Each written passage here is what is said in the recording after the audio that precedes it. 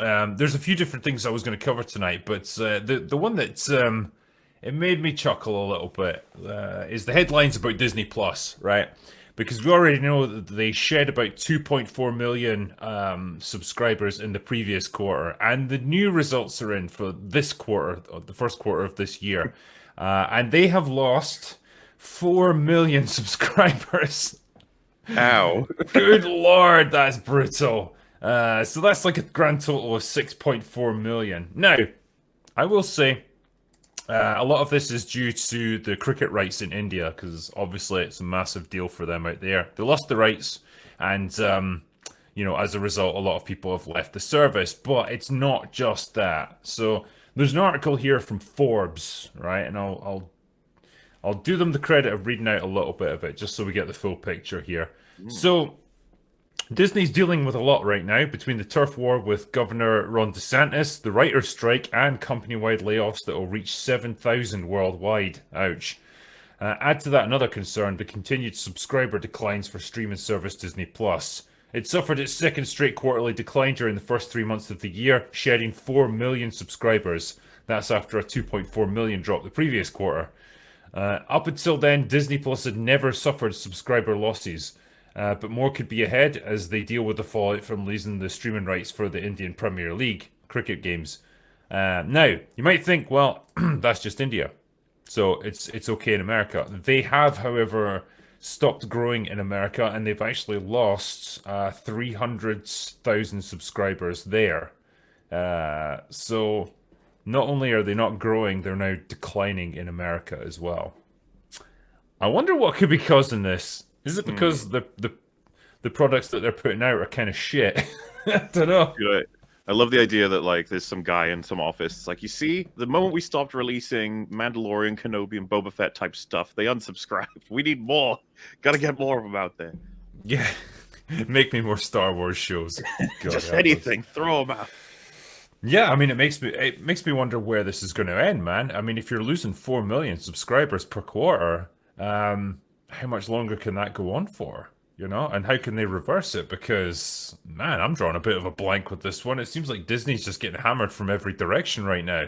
And not in a good way either. It feels like there was always going to be a rooftop on just how much streaming was going to do for them. I think that they overextended completely. I'm pretty sure we talked all about this back when it started up, when they Yeah. put like all their assets and efforts into streaming. They were like, "We got 10 billion shows coming. You're gonna watch them all. Screw theaters. We're done with that." It's like, I don't know if this is a good idea.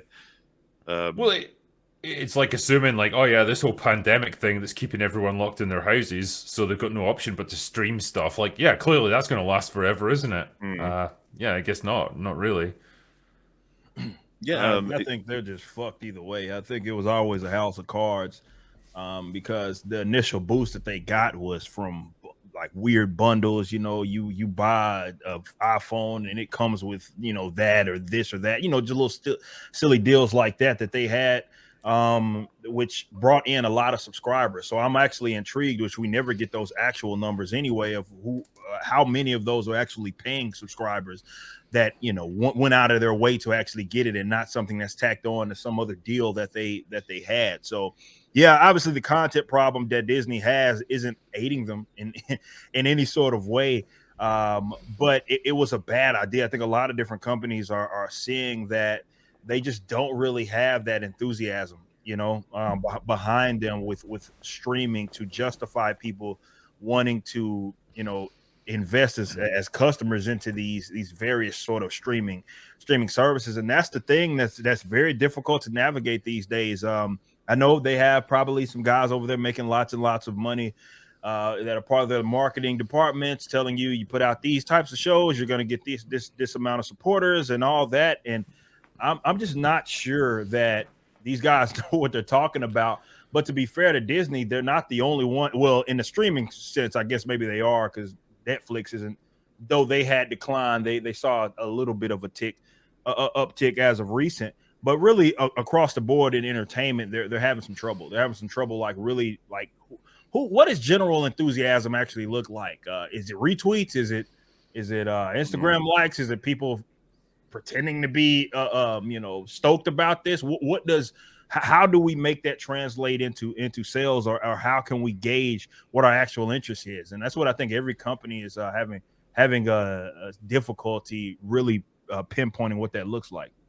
Well, this is what I was going to ask about, because like is this just unique to the streaming service, or does it point to a larger decline in just like the brand of Disney? Because I was on Little Platoon's live stream on Monday, I think, and we talked a little bit about this, and I was saying, you know, as a kid when I was growing up, like Disney used to represent like the benchmark for quality when it came to yeah. animation, when it came to storytelling, all that stuff. Like they didn't put out a lot, but when they did, it was an event and you knew it was going to be something good. And it feels like that has been lost. And now, if anything, they're seen as like the sort of cinematic antichrist almost. Like everyone just think, oh Christ, what's the next shitty Disney remake going to be? What's the next like awful Disney reinterpretation for modern audiences going to look like?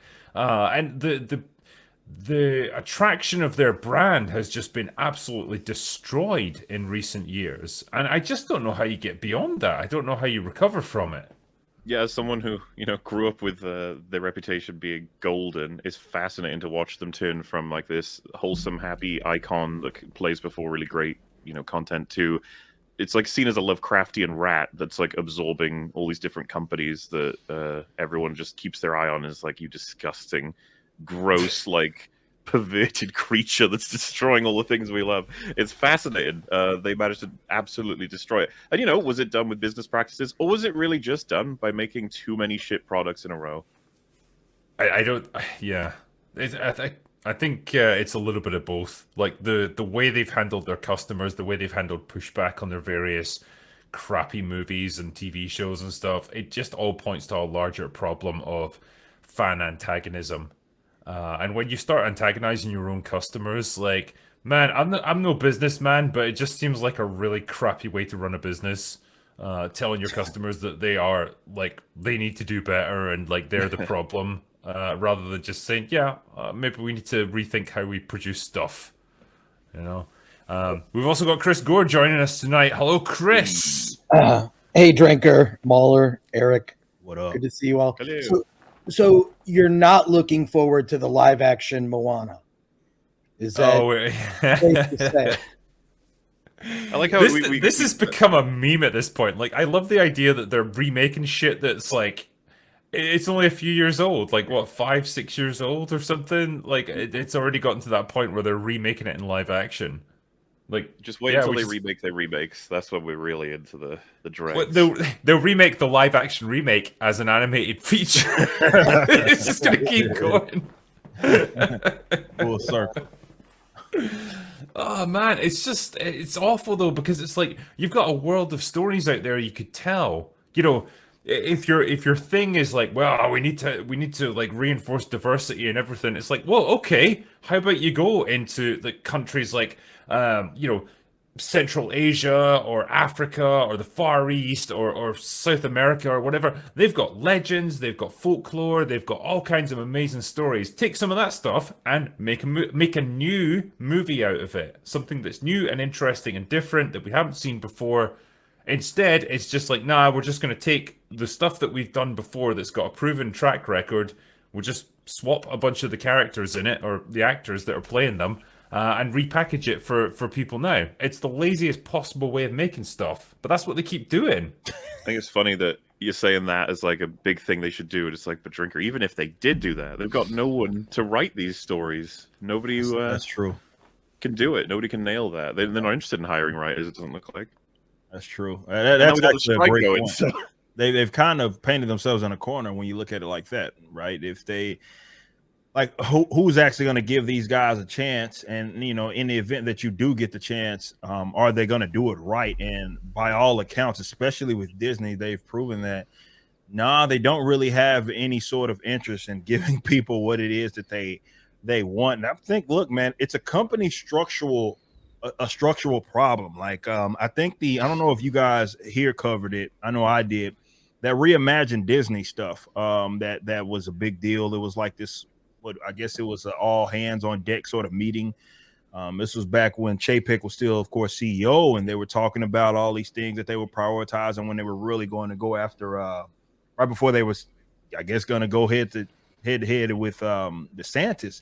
But it really lets you in on just how many layers this shit is, like that it runs deep, that, you know, this company that is supposed to be all about storytelling that just by default will appeal to pretty much anybody out there. They're sitting here focusing on things that nobody actually gives a shit about. So, you know, it's a structural issue that seems to be top to bottom. And it's incompetence more than anything. I don't think it's just as simple as some. I think that's the pretty way of putting it, is like, oh, it's this, you know, they got these ulterior motives, and you know, it's about this sort of political shit. And like, I think, yeah, I guess it's part of it, but a lot of it is just these guys are just fucking stupid. If you've seen these blue-haired wenches that they have working for these companies, it starts to really make sense that they just have the wrong people in these positions. And yeah, if structurally you're broken like that, of course you're gonna produce shit. So I think we give oftentimes, because we, you know, I guess folks on our side of the aisle, we try to rationalize with everything. So we see a and we're like, yo, there has to be a reason that this dog shit keeps getting produced. And maybe it's just as simple as these guys are retarded and they don't. Maybe it's that simple. It could be. I've never ruled that out, Ripa. It's always been